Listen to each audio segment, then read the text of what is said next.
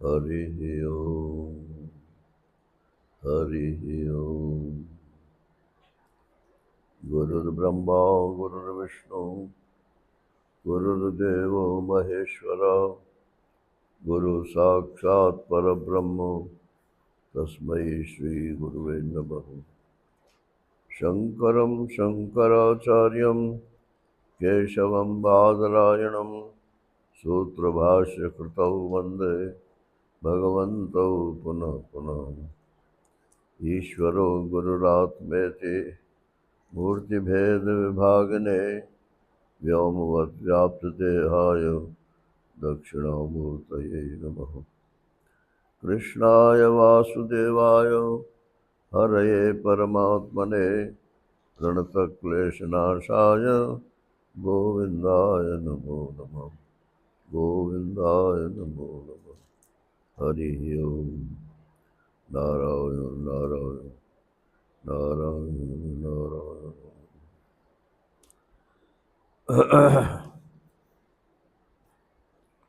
कल वाल्मीकि जी भगवान को चित्रकूट में रहने के स्थान बता रहे थे। थोड़ा सा रह गया था, उसे कंप्लीट करके 130 दो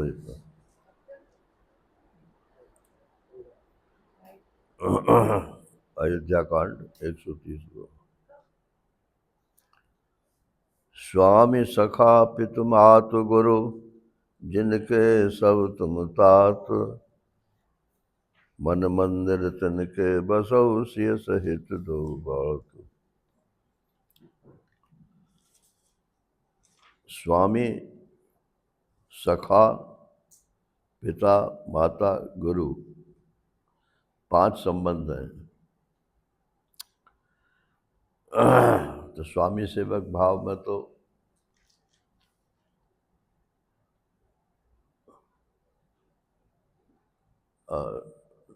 दोहा संख्या बताऊं? दोहा संख्या 130 अयोध्या कांड।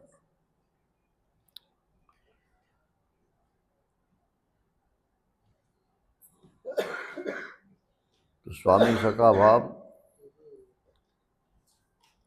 मैं भगवान का सेवक हूँ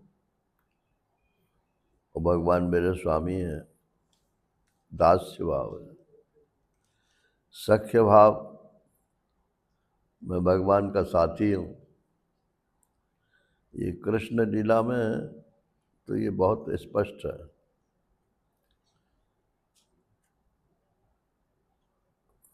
सखा भाव जो ग्वाल बाल हैं उनका सबका सखा भाव है। और पिता माता और गुरु ये पूज्य भाव हैं। और स्वामी और सखा, स्वामी में दैन्य है और सखा में बराबरी का। सब भावों से जिनके आप ही एकमात्र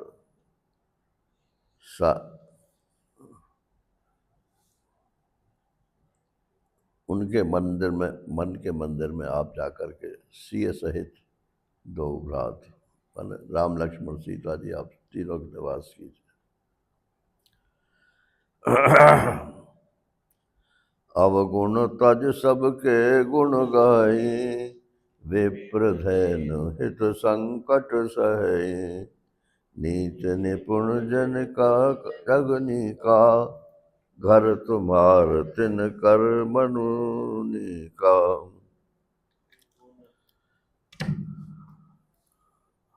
अपने अवगुणों को छोड़ करके और सबके गुण कहें। किसी में भी अवगुण नहीं देखते, सब में गुण ही गुण देखते। और विप्र धैनु इनके लिए संकट भी सहते हैं, गाय और ब्राह्मण।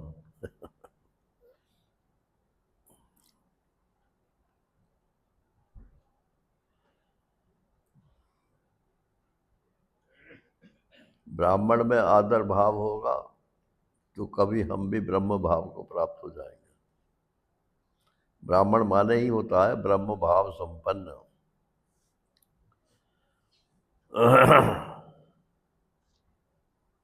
जाति से ब्राह्मण का मतलब नहीं है।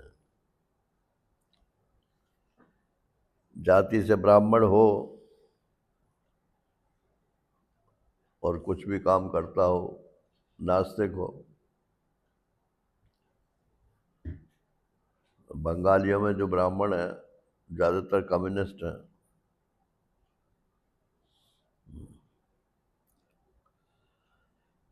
अवगुण अवगुण तज सबके गुण गहई, विप्र धैन हित संकट सही। नीति निपुण जिनकई जग लीका, घर तुम्हार तिनकर मननी का। नीति माने धर्म के अनुसार वो कार्य करते हैं। सुन तुम्हार गुण तुम्हार समुझै निज दोषा, जे सब भांति तुम्हारे भरोसा। राम भगत प्रिय लागै जेहि, ते कर बसहु सहित वैदेही। गुण तुम्हार समझे निज दोषा। अरे आप में तो बहुत सारे गुण हैं, तो ये न माने कि मेरे में गुण है, भगवान की कृपा है। गुण तुम्हार और समझे निज दोषा। अपने में कोई दोष है तो वो तो मेरा है, और कोई गुण है तो वो भगवान का दिया हुआ। और सब प्रकार से जिनको आपका ही भरोसा है। राम भगत प्रिय लागै जही। भगवान के भक्तों जिनको अच्छे लगते हैं उनके हृदय में जा कर के आप निवास कीजिए। जाति पाति धन धर्म बढ़ाई, प्रिय परिवार सदन सुखदाई। सब तज तुम्हें रहे उरलाई, के हृदय रस बस रहौ रघुराई। जाति पाति, ये पाति क्या होता है? जाति तो जन्म से हो गई, पाति क्या होता है?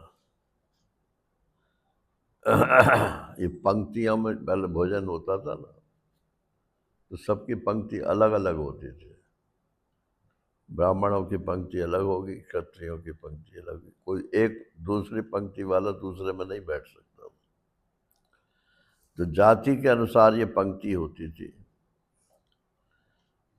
जाति पाति धन धर्म बढ़ाई, प्रिय परिवार सदन सुखदाई। सब तज तुम्हें रहे उरलाई। सब तज त्याग दिया सबका सब। जाति पाति धन धर्म बढ़ाई, परिवार सदन, बड़े आराम का मकान था, सब छोड़ दिया। तो ये विरक्त लोग हैं। सब तज तुम्हें रहे उरलाई, तिह के हृदय रहो रघुराई। स्वर्ग नरक अपवर्ग समाना, जह तह देख दरे धन बाना। करम बचन मन राउर चेरा, राम करो तिह के उर डेरा। स्वर्ग नरक अपवर्ग माने मोक्ष, सब में समान दृष्टि जिसकी हो गई है। ये तो बड़ा गड़बड़ है भाई। परलोक और मोक्ष दोनों बराबर है।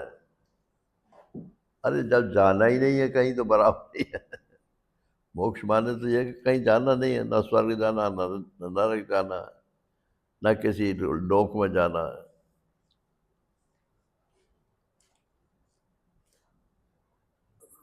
सब में समान दृष्टि है और सब जगह आपको ही देखते हैं, इसलिए किसी से परहेज भी नहीं है। कर्म मचन मन से जो आपके सेवक बने हुए हैं उनके मन में आप डेरा डालिए। जाय न चाहिए कबहु कछु, तुम सन सहज सने। बसहु निरंतर तासु, ये उर की जगह मन कर दिया है। बसव निरंतरता सुर सोराउर निज गे। जिसको कुछ भी नहीं चाहिए, अकाम, और आपके प्रति जिनका सहज स्नेह, सहज माने जैसे अपने शरीर के प्रति सहज स्नेह है, चींटी भी कहीं चल जाएगी तो भी मालूम पड़ जाता। मच्छर काट ले तो फौरन क्या ओडोमस लगा के सबसे ज्यादा प्रीति मनुष्य की अपने शरीर में ही होती है। तो कहते हैं नहीं, इससे भी ज्यादा प्रीति आप में जिनकी हो, लेकिन चाहते कुछ नहीं उसके बदले, तुम सहज सने, सहज माने पैदाइशी, उनके हृदय में आप निरंतर निवास कीजिए। वो आपका हेडक्वार्टर है। सो राउर निजगे, निजगे माने आपका अपने निजी मकान है। तो हनुमान जी की स्तुति में आता है ना, प्रणवं पवन कुमार खलबन पावक ज्ञान घन जासु हृदय आगार बसहि राम सर चाप धर। तो क्या अर्थ है इसका कि जिनके हृदय में राम जी, शर माने बाण और चाप माने धनुष, जिनके हृदय में धनुष बाण लिए हुए भगवान रहते हैं। तो एक महात्मा कहते थे नहीं, ये इसका अर्थ नहीं, ये तो बड़ी खतरनाक स्थिति है, हर समय भगवान अटेंशन में रहते हैं। बस ही राम सर चाप धर धनुष बाण छोड़ करके आराम से पड़े हुए हैं। स्वामी रामतीर्थ के गुरु थे ना, गोसाई थे वो, क्या नाम था उनका,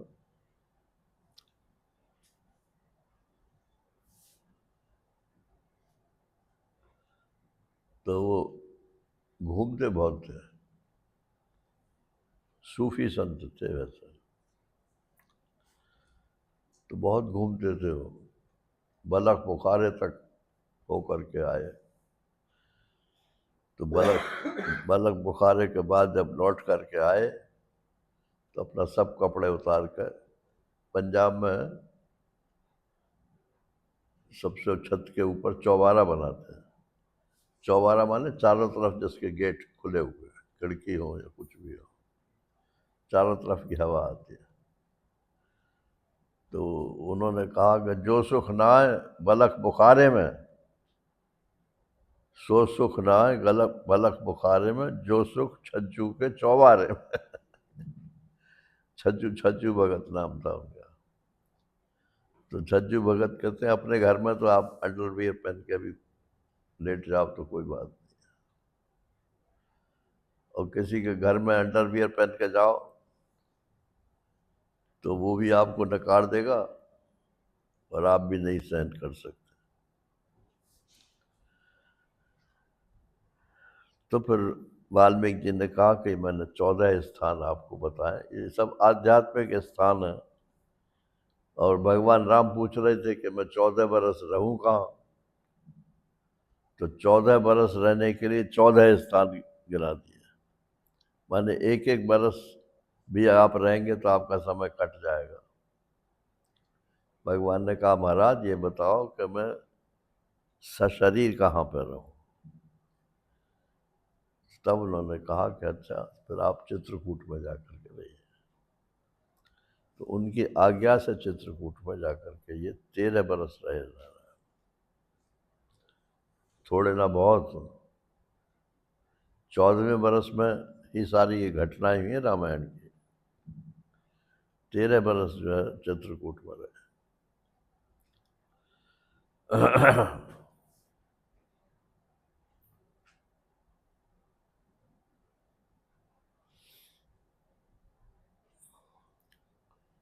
इसके बाद फिर चित्रकूट में भरत जी मिलने के लिए आते हैं। और उनको वापस ले जाने के लिए प्रयत्न करते हैं। तो भगवान समझाते हैं कि तुम भी दशरथ जी के बेटे हो, मैं भी दशरथ का बेटा हूँ। उनकी बात किसी तरह से नीचे नहीं जानी चाहिए। जब उन्होंने मुझे 14 वर्ष का वनवास दे दिया तो मैं तो वन में ही रहूँगा। तो बोले मैं राज्य नहीं लूँगा, मुझे तो आपकी जगह पर राज्य बनाया था, तो राज्य तो आपका ही है। तो बोले ठीक है, मेरे राज्य को तुम ऑफिशिएट करो। तो भरत जी ने 14 बरस जो है राजा बने का ऑफिशिएटिंग किया। लेकिन राज की गद्दी पर नहीं बैठे। जो वहाँ गए होंगे अयोध्या, तो उन्होंने वो भरत जी का स्थान भी देखा होगा। क्या नाम था उसका?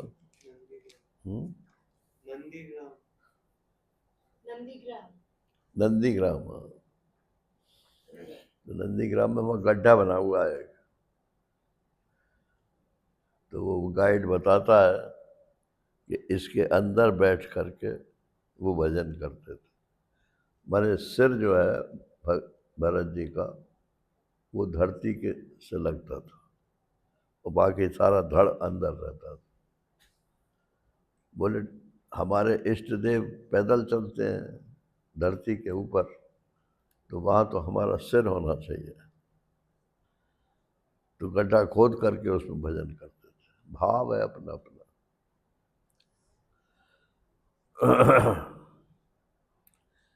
इधर 14वें वर्ष में भगवान ने कहा कि अब और आगे निकलना चाहिए। तो चित्रकूट छोड़ने की उन्होंने योजना बनाई। सबसे पहले तो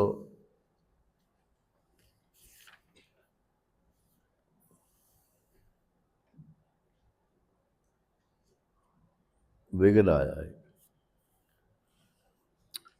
कौन सा विघ्न आया? इंद्र का बेटा, क्या नाम था उसका? जयंत। नाम तो जयंत था। हाँ, लेकिन उसकी दृष्टि बड़ी गलत थी। तो सीता जी राम जी के बगल में बैठी थी। लिखा तो ये कि लेटी हुई थी उनकी गोद में। जो भी हो, तो आ करके उसने चोंच मारा। अब वो चोंच कहाँ लगा? तो हृदय में चोंच मारा। और ये भी लिखा है कि वक्षस्थल पर चोंच मारा तो खून निकला। राम जी ने देखा कि तो खून निकल के आ रहा है। तो एक सीख पड़ी थी वहाँ, तो सीख को ही उन्होंने बाण बना दिया अपने संकल्प से और उसके पीछे लगा दिया। मारा नहीं जयंत को। इतना बड़ा अपराध करने पर भी उसको मारा नहीं। मारा क्यों नहीं? कि मारना तो सहज होता है कि किसी को भगत बना दो। अब कोई मान लो गरीब आदमी है तो उसे आप धनी बना दो। ये जो बिड़ला जी सेठ जी थे ना, जीडी बिरला, इनका ये था कि अपना जाति भाई कोई हो, उस पर कोई मुसीबत हो तो मुसीबत मत टालो उसकी। वो जिस कारण धन की कमी से मुसीबत आई है तो उसे धनी बना दो। तो ये जयंत जो है राम जी को साधारण आदमी समझ करके उसने ये कार्य किया था। भगवान नहीं समझता। तो भगवान ने कहा अपना अपनी भगवत्ता जो है इसको दिखानी चाहिए। अब जयंत भागा और वो जो सीख का बाण था वो उनके पीछे लगा हुआ था। मारा नहीं, सारे लोग लोकांतर में घूम आया, बाप के पास भी गया। इंद्र ने कहा मैं रक्षा नहीं कर सकता। नारद जी मिल गए। नारद जो है ये भगवान के मन है, जैसा भगवान चाहते हैं तो नारद जी को अग्रदूत बना देते हैं। नारद जी ने कहा ठहर ठहर भाई, कहाँ भागा जा रहा है? कि देखते नहीं हो बाण पीछे लग रहा है, मुझे मार देगा। बोले मारता तो अब तक मार देता, इतना टाइम हो गया बाण को लगे हुए, इसका मतलब वो मारना नहीं चाहता है। जहां से ये छूटा है वहीं जा, वहीं पर इसकी समाप्ति होगी। तो नारद जी के कहने से फिर जयंत आया और फिर भगवान के चरणों में जाकर के पड़ा। तो ऐसा कहते हैं, दिखा तो नहीं है, कि वो उल्टा पड़ा। तो सीता जी को दया आ गई। उन्होंने कहा इसे शरणागति लेनी भी नहीं आती। तो हाथ से पकड़कर, जिसने उसको उनको मारा था, अपने हाथ से पकड़कर उसको सीधा किया और राम जी के चरणों में डाल दिया। राम जी ने कहा कि तुम्हारी दृष्टि गलत थी, इसलिए मैंने तुम्हें दंड दिया है। अब एक दृष्टि उसकी कर दी। कहते हैं कौआ, कौआ के रूप से आया था ना वो जयंत। तो दो कौए हैं रामचरितमानस में, एक जयंत है और एक एक काकभूषुंडी जी है। वो भगवान के परम भक्त हैं और ये परम नास्तिक है। ऐसे ही हर हर भक्त दो दो प्रकार के हैं।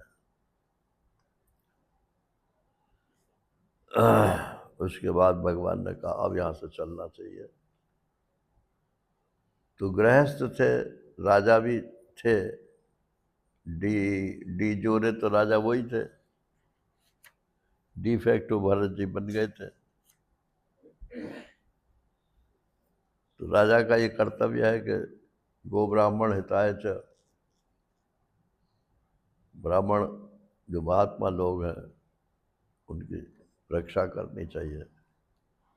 तो सबसे मिलते हुए ये वहाँ से चले और जिनके पास गए सब ने स्तुति की।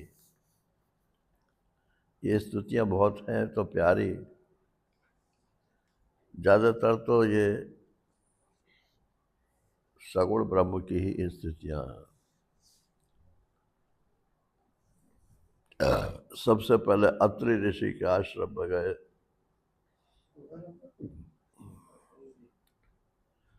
तो अत्रि जी ने स्तुति की।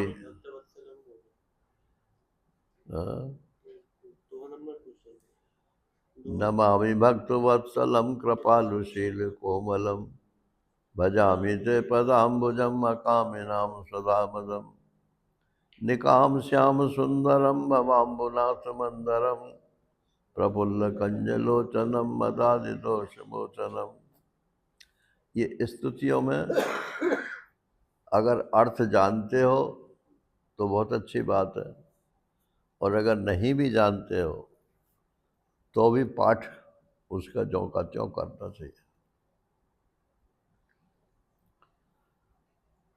प्रलम्ब बाहु विक्रमम प्रभो प्रमेय वैभवम, निसंग चाप सायकम धर्म त्रिलोकनायकम, दिनेश वंश मंडनम महेश चाप खंडनम, मुनि संत रंजनम सुरारि वृंद भंजनम, मनोज वैरवंदितम भजामि देव सेवितम, अजादि देव सेतम, विशुद्ध बोध विग्रहम समस्त दूषणापहम।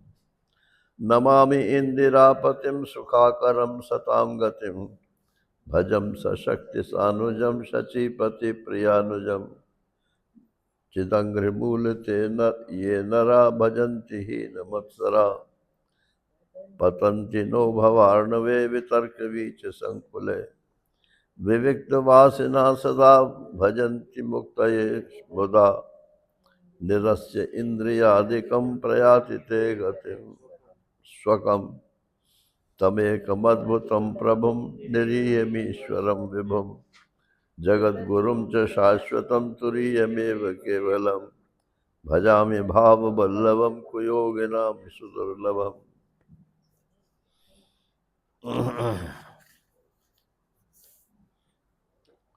स्वभक्तकल्पपादपं समं सुसेव्यमन्वहम् अनूपरूपभूपितं ततोऽहमुर्विजापतिं प्रसीद मे नमामि ते पदाब्जभक्तिदेह मे पठन्ति ये स्तवमिदं नरादरेण ते पदं व्रजन्ति नात्र संशयं त्वदीयभक्तिसंयुता विनति कर मुनिनाय सिर कह कर जोर बहोर चरण सरोरु नाथ जने कबहु तजय मति मोर।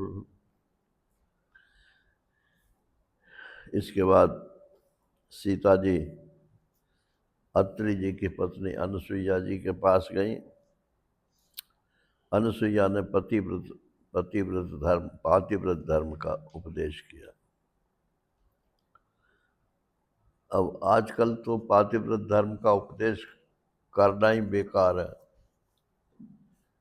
बेकार भी है और कोई सुनेगा भी नहीं, और जो सुनेगा वो मानेगा नहीं।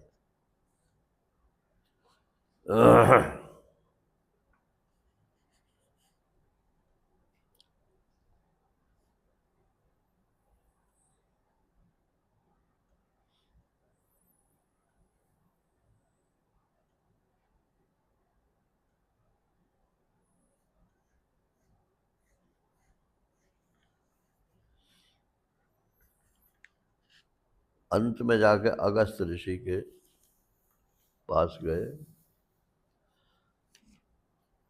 अगस्त ऋषि जानते थे कि रावण का वध इन्हीं के द्वारा होना है, इसलिए स्तुति भी की और रावण को मारने का गुर भी बताया।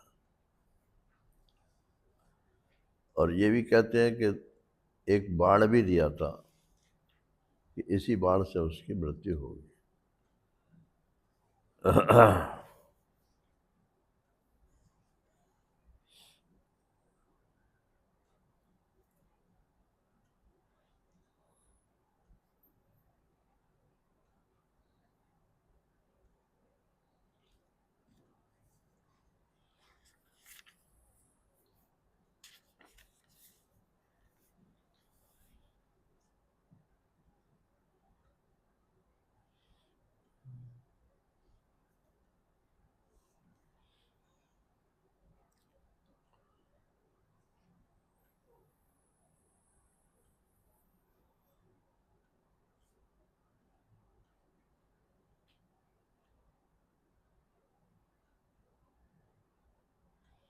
दंडक बन पुनीत प्रभु करो, दंडक बन में पहुंच गए। ये दंडक बन कहाँ पे है? झारखंड, झारखंड में है नहीं, नासिक।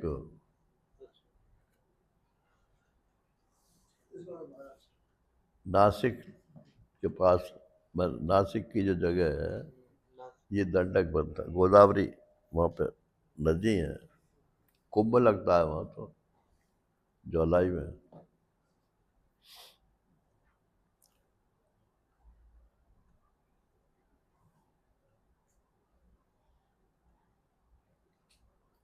तो लक्ष्मण जी ने बड़ी बढ़िया कुटिया बना दी।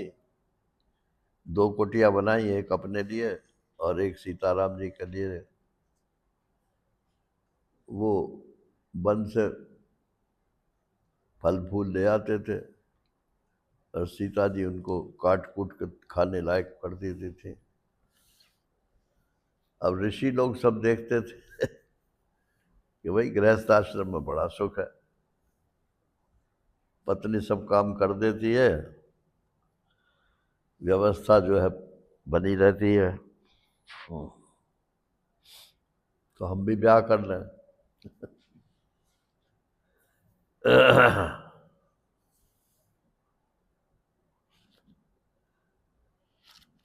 भगवान ने कहा ये तो उल्टे बांस बरेली को हो गए।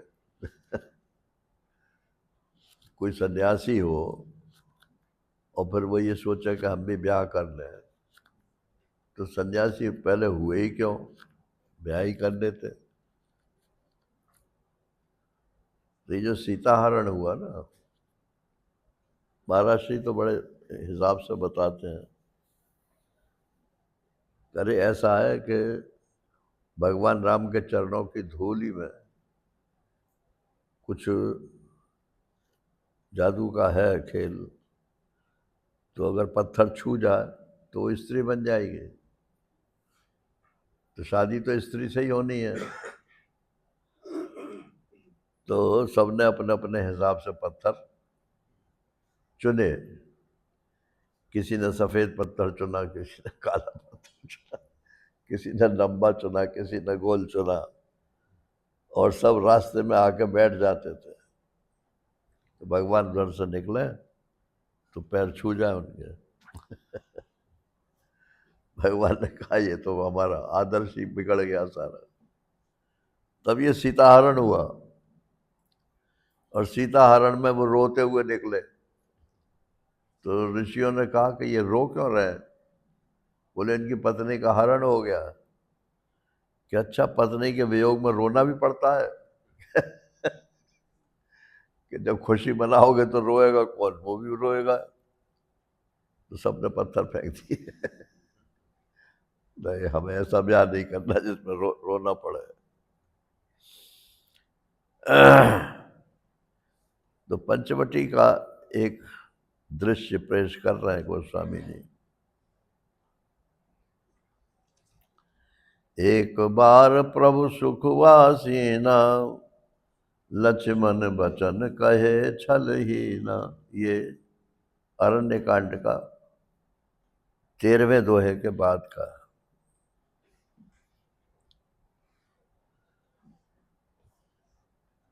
अब अगर जंगल में रहना हो, एकांत में रहना हो, तो समय कैसे काटे? तो यदि दो जने हो तो, और एक जानकार हो, तो उससे प्रश्नोत्तर करना चाहिए और भगवान की चर्चा करनी चाहिए। तो एक बार प्रभु सुख आसीना, पंचवटी में बैठे हुए थे सुख से, और लक्ष्मण जी जो है उनके पास आकर के बैठ गए। लक्ष्मण बचन कहे छल ही ना। एक तो जिसका हम उत्तर जानते हैं ऐसा प्रश्न नहीं करना चाहिए। देखें महाराज जी क्या कहते हैं।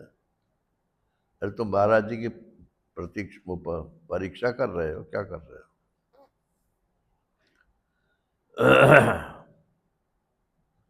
जिसका उत्तर आप नहीं जानते हो ऐसा प्रश्न करना चाहिए। ये छल कहलाता है कि उत्तर जानते भी हो और फिर भी आप प्रश्न कर रहे हो। लक्ष्मण बचन कहे छल ही ना, माने वास्तव में जिज्ञासा थी उनकी। क्या बोले? सुर नर मुनि सचराचर स्वामी, मैं पूछूं निज प्रभु की नाई। भगवान, आप देवताओं के, मनुष्यों के, मुनियों के और संपूर्ण चराचर विश्व के साईं माने स्वामी हो, लेकिन मैं आपको अपने प्रभु के नाते से पूछ रहा हूँ। माने मेरे तो आप सब कुछ हो, माता पिता गुरु जान न खाऊं। इसलिए मैं आपसे ही प्रश्न पूछ रहा हूँ। मोहे समुझाए कहो सोई देवा, सब तज करऊं चरण रज सेवा।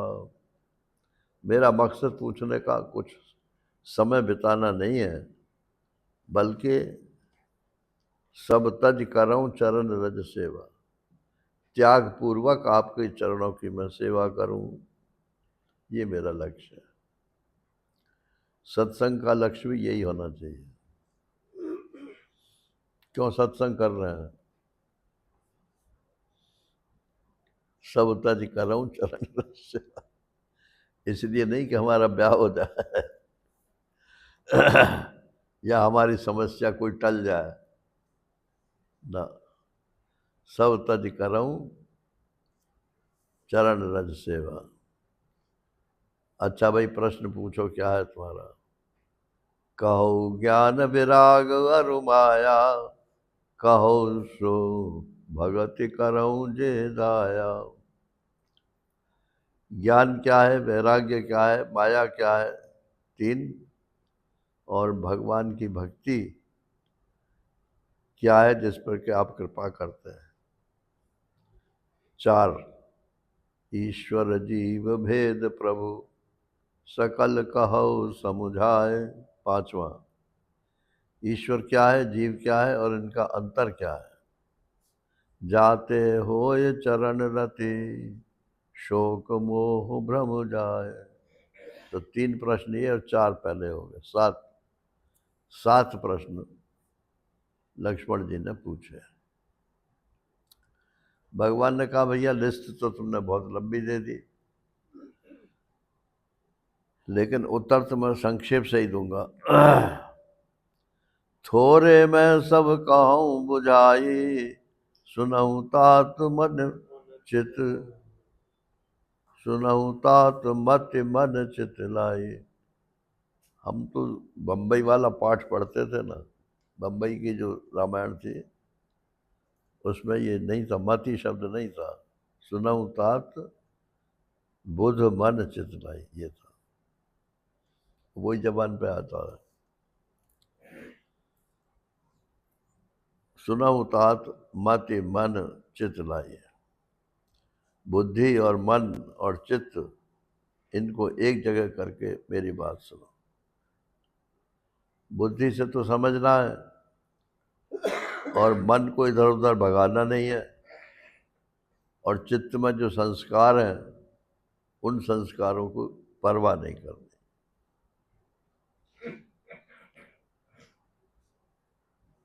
अब उत्तर देना प्रारंभ करते हैं। ये राम गीता कहलाती है। तीन राम गीता हैं।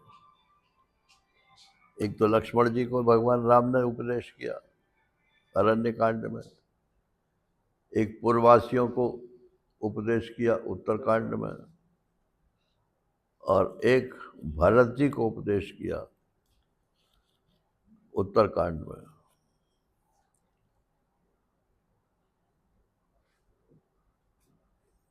तो पहले माया का स्वरूप बताते हैं।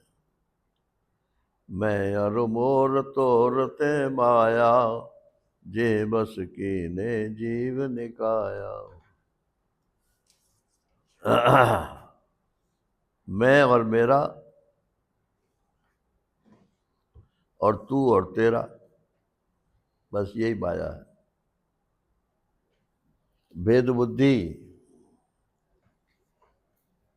मैं और मेरा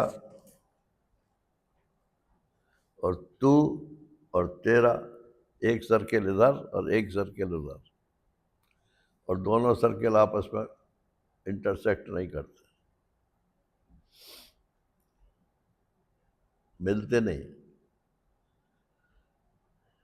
मेरा मेरा है, तेरा तेरा है, मैं हूं, तू तू है। तो तू मैं का नाम माया है। मैं और मोर तोरते माया, जेह बस कीने जीव निकाया। इसी के वश में सारा संसार हो रहा। गो गो चर जह लगे मन जाई, सो सब माया जाने भाई। तो मैं और मोर में तो शरीर आ जाता है, बोले इसका विस्तार करो। बोले गो इंद्रियां, और इंद्रियों से जहां तक जाते हैं, मन जहां तक जाता है, इंद्रियों का जो गोचर हो, मन का जो गोचर हो, वो सब माया समझना चाहिए। अब बदनाम तो नारायण वेदांत है, लेकिन अब ये वेदांत नहीं है तो क्या है, रामायण में लिखा हुआ है। मैं और मोर तोड़ते माया, जे बस की ने जीव निकाया, गो गोचर जह लग मन जाई, सो सब माया जाने उपाय। माने एक व्यष्टि माया है और एक समष्टि माया है, ये मतलब हुआ।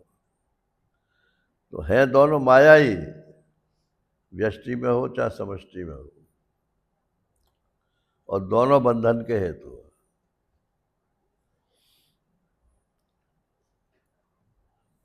ते कर भेद सुनहु तुम सो, विद्या अपर अविद्या दो।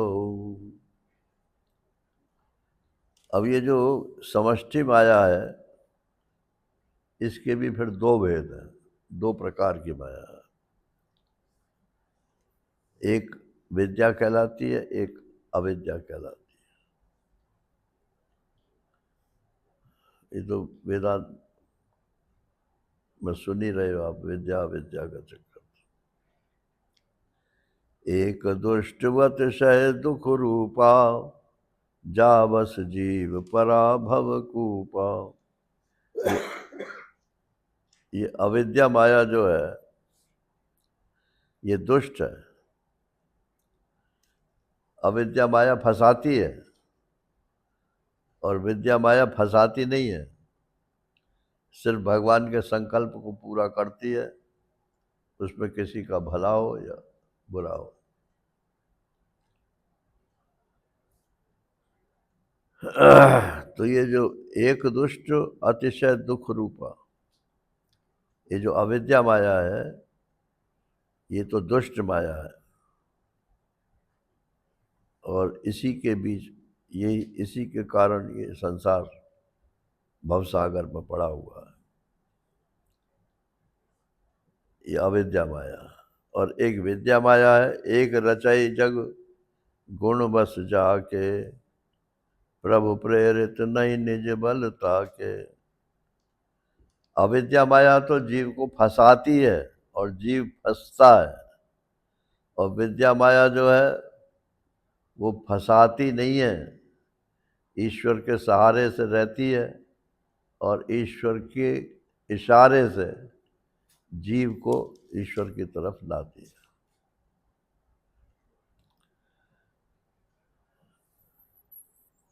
एक रचई जग गुण बस जाके, सत्वगुण रजोगुण तमोगुण ये सब माया के ही अवयव हैं। इसी से संसार की रचना होती है और प्रभु प्रेरित होकर के होती है, उसका अपना कोई बल नहीं है। माया रचती है कि ईश्वर का संकल्प रचता है। तो वेदांत की दृष्टि से ईश्वर का संकल्प रचता है, माया एग्जीक्यूटिव हेड है और डायरेक्टर जो है वो ईश्वर है, और फर्म का मालिक जो है वो ब्रह्म है। फर्म का मालिक ब्रह्म है, डायरेक्टर ईश्वर है, और एग्जीक्यूटिव जो है वो माया है।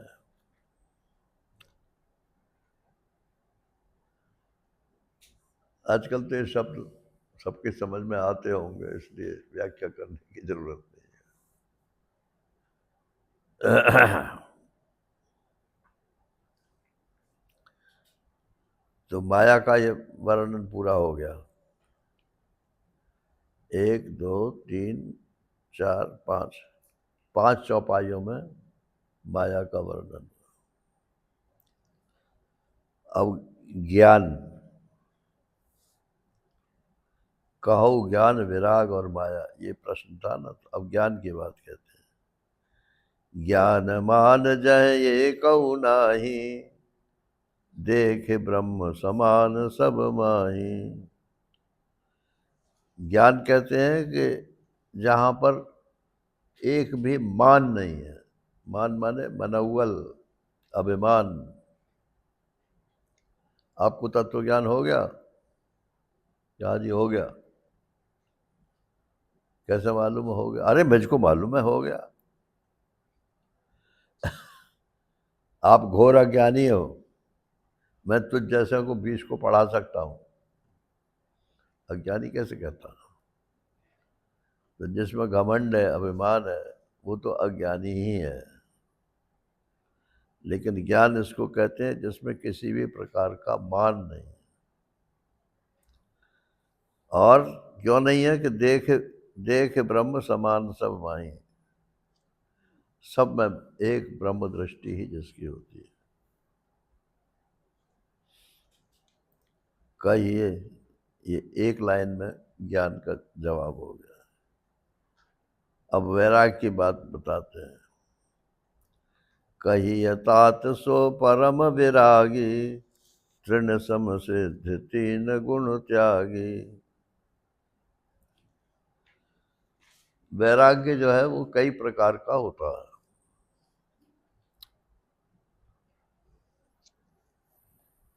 चार प्रकार का वैराग्य पातंजल योग दर्शन में है। एक तो इंद्रिय की किसी एक विषय से वैराग्य हो गया, मान लो भोजन से हमें अरुचि हो गई, वैराग्य हो गया। फिर और इंद्रियों के भी तो विषय है, केवल भोजन ही की बात थोड़ा ही है।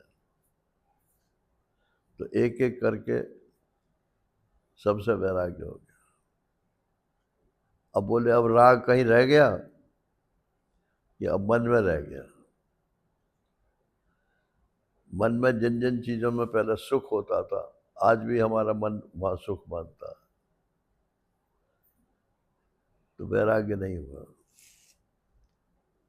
इसको एक इंद्रिय वैराग्य बोलते हैं, मन को इंद्रिय माना। और एक वशीकार वैराग्य होता है।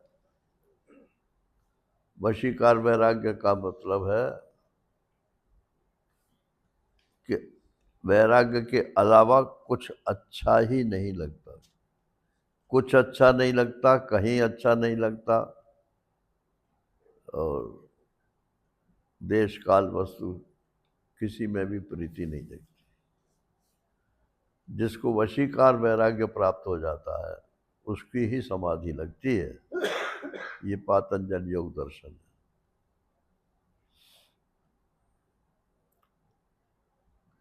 इसको परम परम वैराग्य बोलते हैं। कही यथार्थ सो परम वैरागी, तृण सम सिद्ध तीन गुण त्यागी। सत्वगुण, रजोगुण, तमोगुण, इनको तिनके के समान छोड़ देता है मनुष्य। जैसे तिनका सड़क पर पड़ा है, पड़ा ना, तो उसकी कोई उपयोगिता है क्या? लोग घर के तिनके को तो उठा कर रख लेंगे। एक सज्जन थे, तो कोई भी चीज उनसे कहो कि वो फलानी फलानी चीज है आप क्या? हाँ है। छोटी से छोटी कील भी उठा कर रख देते थे। फिर काम आएगी, फिर काम आएगी। ये संग्रह करने की प्रवृत्ति होती है लोगों की।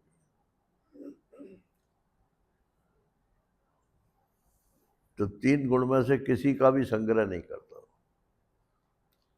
सत्वगुण आया है, जाने के लिए आया है।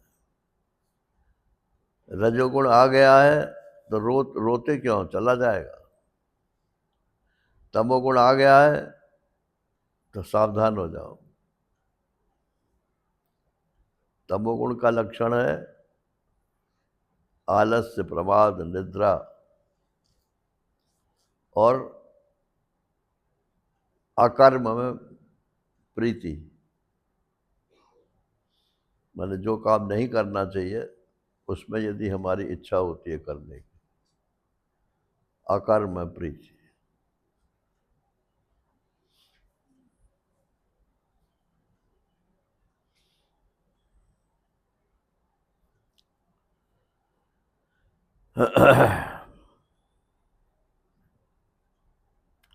और रजोगुण का लक्षण है रजो रागात्मकम विद्धि। रजः कर्मणि एव च। रजोगुण का लक्षण है राग, कहीं ना कहीं सुख बुद्धि करा देगा। ये काम बहुत अच्छा है, ये वस्तु बहुत अच्छी है, ये आदमी बहुत अच्छा है, ये परिस्थिति बहुत अच्छी है। ये रजोगुण का चिन्ह है। और जहाँ अच्छाई होती है फिर उसी काम में लग जाते हैं मनुष्य, भले ही चाहे उसमें से अच्छाई ना निकले, लेकिन मनुष्य उसमें लग जाता है। और सत्वगुण का लक्षण क्या है? सत्वात् संजायते ज्ञानम। अगर सत्वगुण आएगा तो आपकी प्रीति ज्ञान में होगी, कुछ जाने। अगर शास्त्र को जानने की भी इच्छा होती है तब भी सत्वगुण है। ये मंदिर जाने की जो इच्छा है ये रजोगुण है, सत्वगुण नहीं है। ये बुद्धि से संबंधित जितना भी अच्छा ज्ञान है, ईश्वर विषय ज्ञान है, वो सात्विक ज्ञान है। और इंद्रियों से संबंधित जो ज्ञान है वो सब राजस ज्ञान है। और नींद से संबंधित जो ज्ञान है वो तामसिक ज्ञान है। हर एक के तीन तीन भेद हैं। ये गीता में बाद में भगवान ने 18वें अध्याय में सब बताए हैं।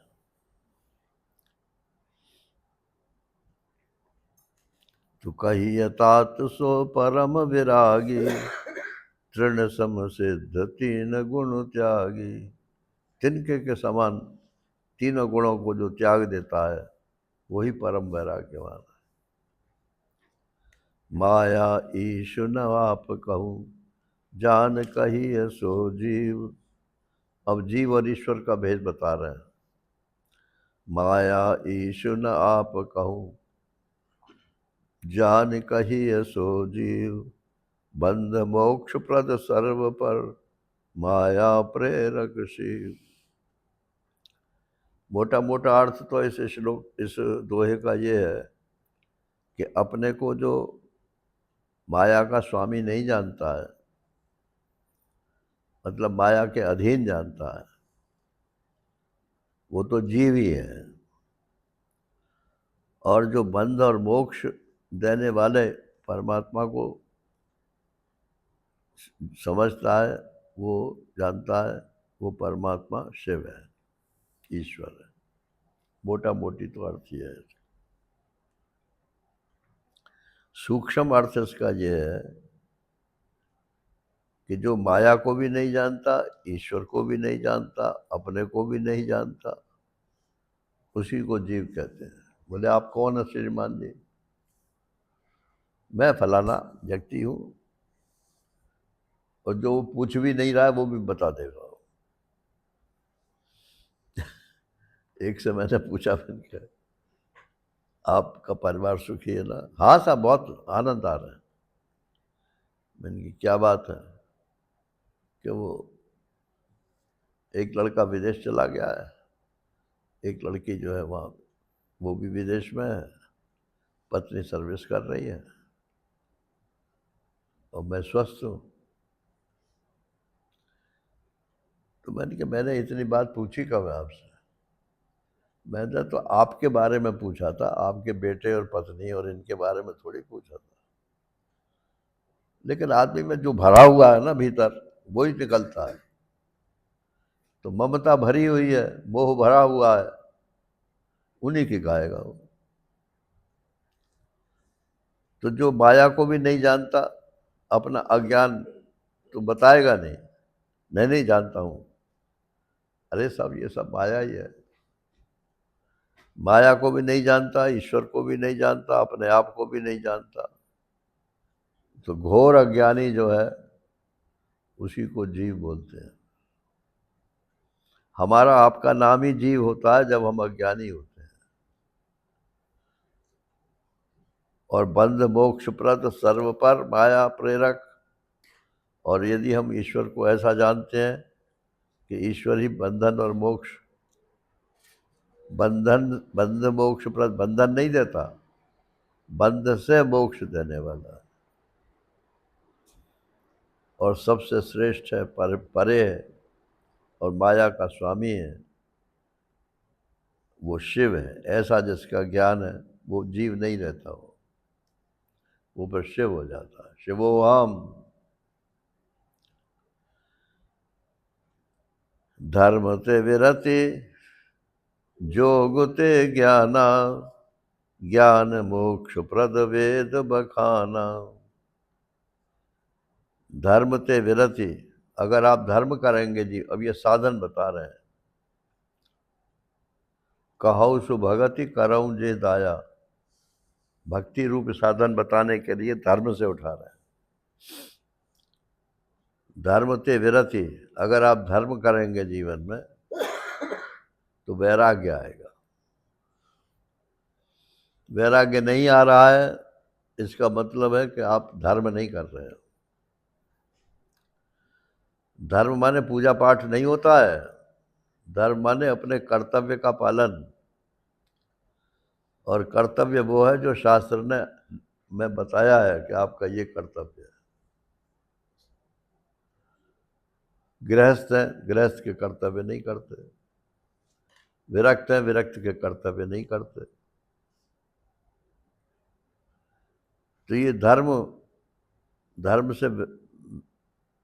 धर्म से ही वैराग्य हो गया।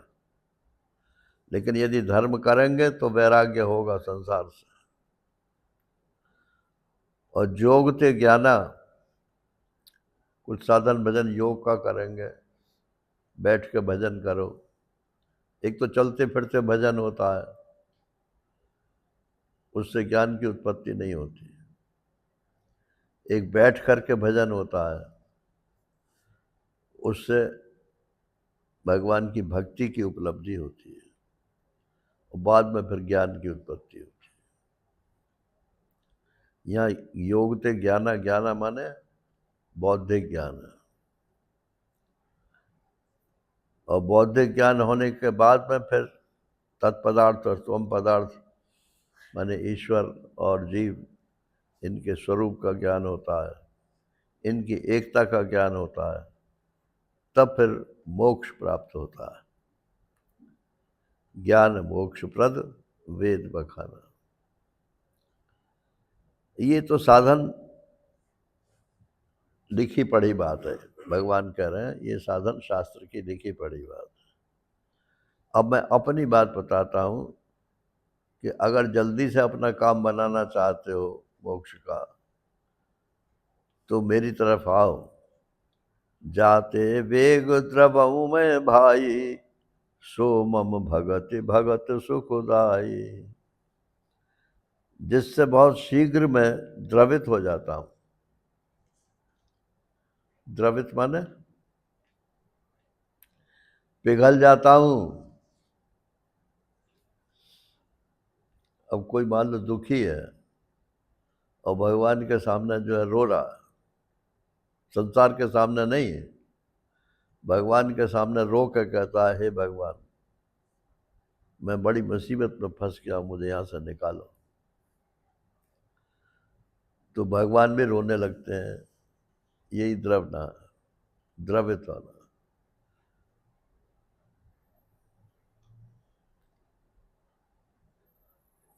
जाते वेग, बहुत जल्दी जिससे मैं द्रवित हो जाता हूँ, वो मेरी भक्ति है और वो भक्तों को सुख देने वाली है।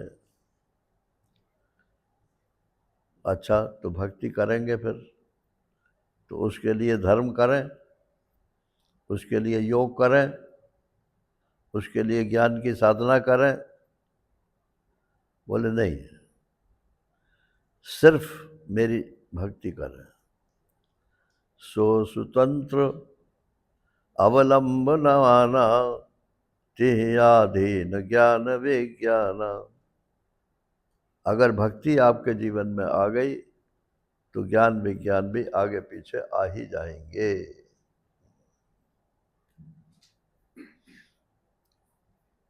ये भक्ति क्या है? भगवान के विरह में रोना। नारद भक्ति दर्शन में भक्ति की परिभाषा यही लिखी है। आपको रोना तो आता है, संसार के संबंध में से तो रोना आता है, लेकिन भगवान नहीं मिले इसकी पीड़ा नहीं होती है। जिस दिन इसकी पीड़ा होने लगेगी तो समझ लो भक्ति आ गई। अरे 80 साल का तो हो गया मैं, अभी तक तो भगवान मिले नहीं, अब आगे कितने साल जीना है। जहाँ ये पछतावा हुआ तो भगवान की यहाँ एक घंटी लगी हुई है, घंटी बज जाती है। ये घंटी कहाँ की बजी? कि उस भगत की बजी, बस ठीक है, बुलाओ उसको। जाते वेग द्रवम भाई, सोमम भगत भगत सुखदाई, सो स्वतंत्र अवलंबनाना। उसके लिए कोई दूसरे सहारे की जरूरत नहीं है। ते आधीन ज्ञान विज्ञाना, अगर भक्ति आ जाएगी तो कालांतर में ज्ञान विज्ञान भी आ जाएगा। अब इसमें सांप्रदायिक मतभेद हैं। जैसे ज्ञान मार्गी लोग कहते हैं कि ज्ञान ज्ञान की साधना करो, भक्ति की जरूरत नहीं है।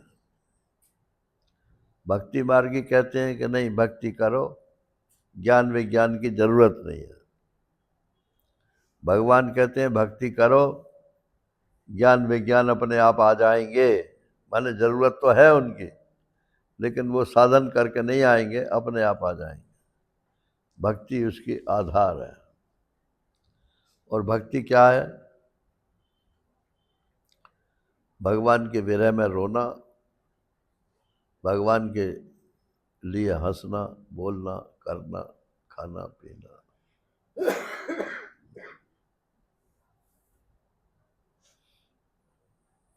लिए, ये क्या कहेंगे सर, उद्देश्य। आपके जीवन का उद्देश्य भगवान है या संसार है? अगर उद्देश्य भगवान है तो भक्ति है, और संसार है तो संसारी हो ही। भगत तात अनुपम सुख मूला, मिले जो संत हो ये अनुकूला। ये भक्ति मिलेगी कहाँ से? कि है तो ये अनुपम सुख, सुख का मूल। अगर भक्ति आ गई तो फिर वो ऐसा सुख मिलेगा जिसका कहीं कोई जोड़ नहीं है। लेकिन मिलेगी कब? मिले ही जो संत हो अनुकूल। अरे आपको मिठाई लेनी है तो हलवाई के पास, मीठे वाले के पास जाओगे कि कपड़े वाले के पास जाओगे? तो जो भक्त हैं भगवान के, उनका साथ करोगे तो आपको भी भक्ति मिल जाएगी। अब साथ तो कर रहे हो कर्मियों का, साथ तो कर रहे हो संसारियों का, और चाहते हो भगवान की भक्ति, तो भक्ति तो नहीं मिलने वाली। मिले जो संत हो अनुकूल। संत यदि अनुकूल हो गए माने उनके मन में ये आ गई कि इसको भी भगवान की भक्ति प्राप्त हो, तो भक्ति मिल जाती है।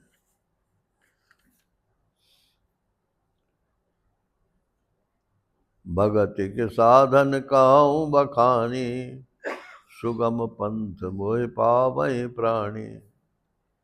तो बोले फिर और कोई साधन करने की तो जरूरत है नहीं?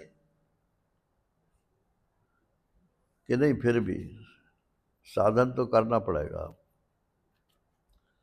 संत मिल भी जाए, अनुकूल भी हो जाए, फिर भी यदि आपके जीवन में साधन नहीं है तो वो उनकी अनुकूलता का जो फल है वो टिकेगा नहीं।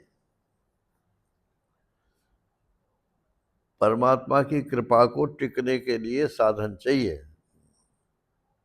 होने के लिए साधन नहीं चाहिए।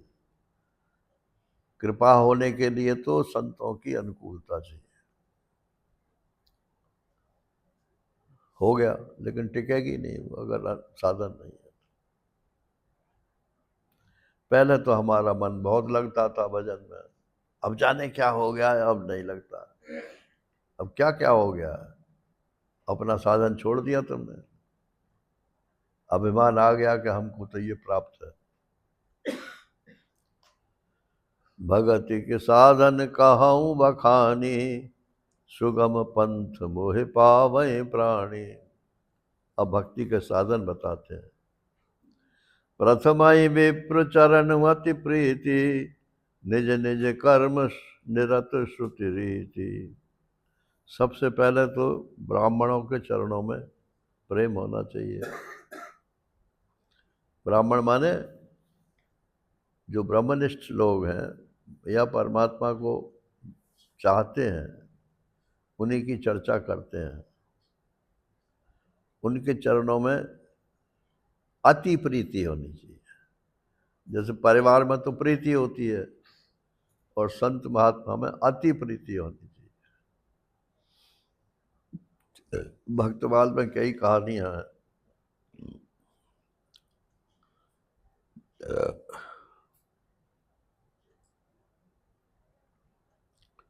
महिला जो है घर की, वो संतों के नाम से बड़ी चिढ़ती थी, और जो पुरुष था वो भगवान का भक्त था, तो वो साधु सेवा करता था। कोई भी साधु आ जाए उसको बिना भोजन कराए हुए नहीं जाने देता। अब एक दिन 5-7 साधु आ गए। पत्नी से कहा कि भाई भोजन बनाओ, आज तो बहुत संत आए हैं। बोले मैं कोई नौकरानी नहीं हूँ, रोजाना यही काम है तुम्हारा, मेरे बस की नहीं है। अब वो बड़े सस्पेंस में क्या कर रहे हैं।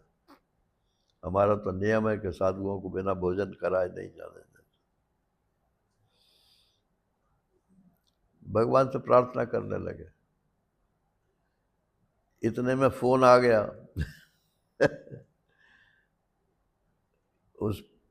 मतलब उसका साला आ रहा था,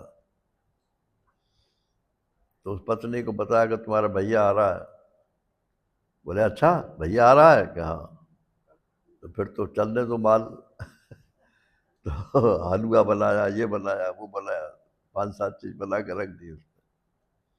तो बोले मैं अभी स्नान करके आती हूँ, इतने में वो आ भी जाएगा।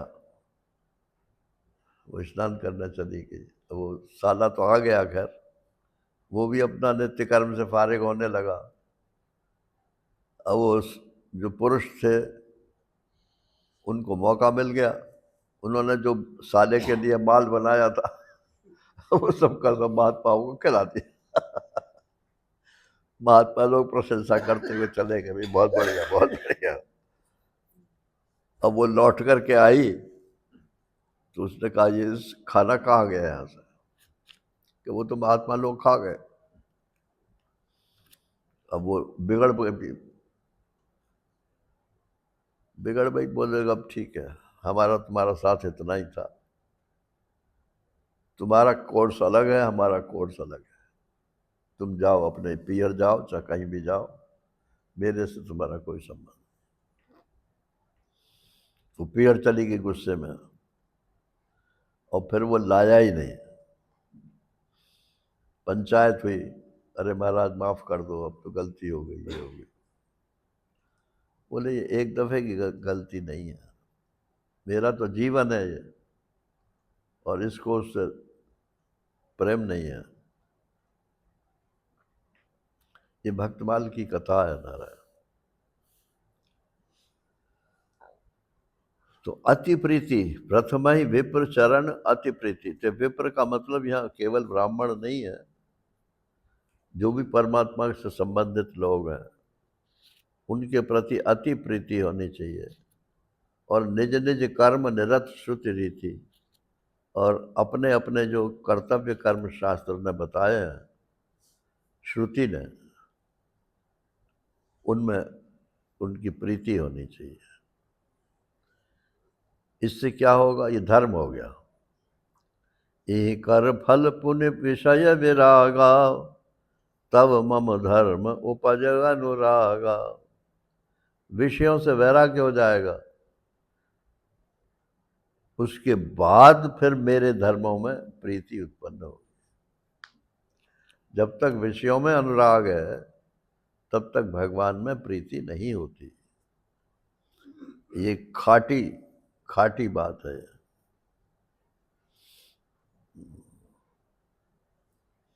तब मम धर्म उपज अनुराग, मेरे धर्म में अनुराग हो जाए। मेरा धर्म क्या है? भगवदीय धर्म, जिससे भगवान की प्राप्ति होती है, ऐसा धर्म। श्रवणादिक नव भक्ति दृढ़ाई, मम लीला रति अति मन वाही। तो कौन से धर्म में प्रीति हो जाएगी?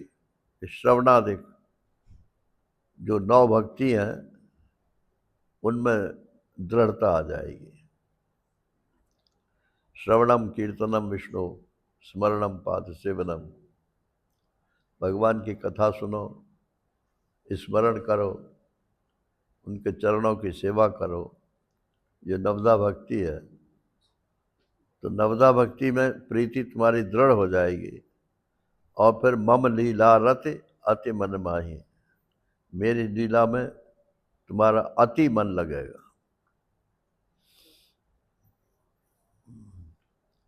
ये भागवत 7 दिन में क्यों अच्छी लगती है? 7 दिन में भागवत अच्छी लगती है, और 15 दिन में, अरे 15 दिन तो बहुत है भाई। और महीने भर में वो वृंदावन में तो कई जगह ऐसा है कि प्रतिदिन होती ही रहती है भागवत, माने सप्ताह नहीं, भागवत सुना नहीं है सुनाने वाले। एक व्यक्ति सुनने वाला आवे चाहे 4 व्यक्ति आवे, उससे कोई मतलब नहीं। और बड़े प्रेम से सुनाते हैं।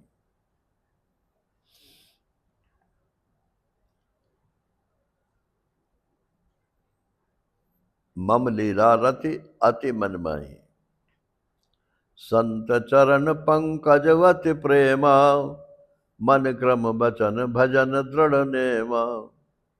उससे क्या होगा कि फिर संतों के चरण कमलों में अति प्रेम हो जाए। प्रेम तो पहले भी था, शुरुआत में भी प्रेम था, लेकिन अब अति प्रेम हो जाएगा। मन क्रम वचन भजन दृढ़ नेमा, और मन वचन और कर्म से भजन करने में, तो जो उसके नियम है भजन के, उसमें दृढ़ता आ जाएगी। गुरु पितु मातु बंधु पति सेवा, सब मोह कह जाने दृढ़ सेवा।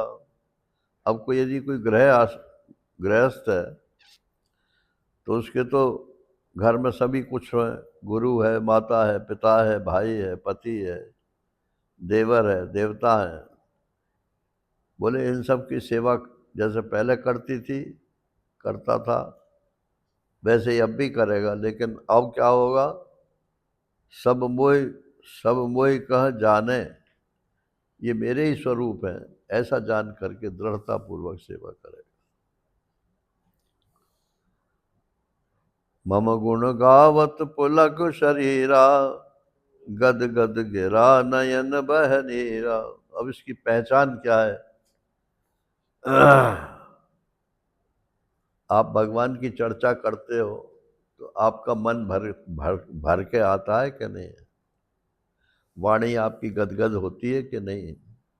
आंखों से अश्रुपात होता है कि नहीं? रोम आपके खड़े होते हैं कि नहीं? नाचने को मन होता है कि नहीं? ये प्रेम जो है आदमी को नचा देता है। अगर ये लक्षण आ जाते हैं, ये चैतन्य महाप्रभु के संप्रदाय में तो ये खास लक्षण है। काम आदि मद दंभ न जाके, तात निरंतर बस में ताके। ये जो विकार हैं, काम, क्रोध, लोभ, मोह, मद, मात्सर्य और दंभ, दिखावा, ऐसा जिसके पास नहीं है, समझ लो भगवान कहते मैं उसके बस में हूं। वचन कर्म मन मोर गति, भजन करहि निष्काम, तिनके हृदय कमल महु, करऊं सदा विश्राम।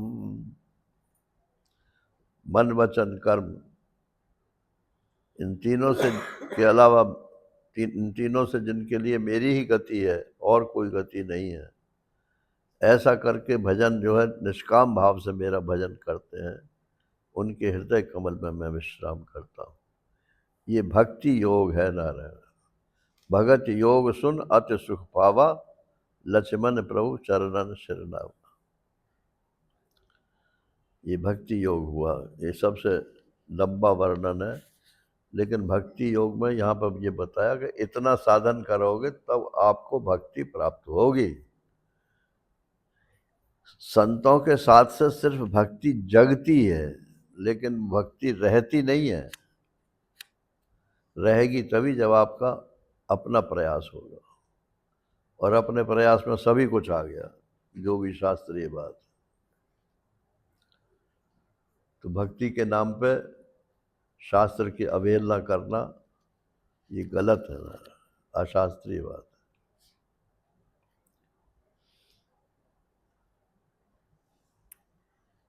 है। ये विद गए कछुक दिन बीती, कहत विराग ज्ञान गुण नीति। कुछ दिन बीत गए वहाँ पंचवटी में। अब इसके बाद शूर्पणखा आएंगे, सीता का हरण होगा, खरदूषण का वध होगा, भगवान निकलेंगे, शबरी के यहाँ पहुंचेंगे। वो चर्चा शबरी की कल आपको सुनाएंगे। हरि ओम पूर्णमदः पूर्णमिदं पूर्णात् पूर्णमुदच्यते पूर्णस्य पूर्णमादाय पूर्णमेवावशिष्यते। ओम शांति शांति शांति। हरि ओम श्री गुरुभ्यो नमः। हरि ओम नारायण।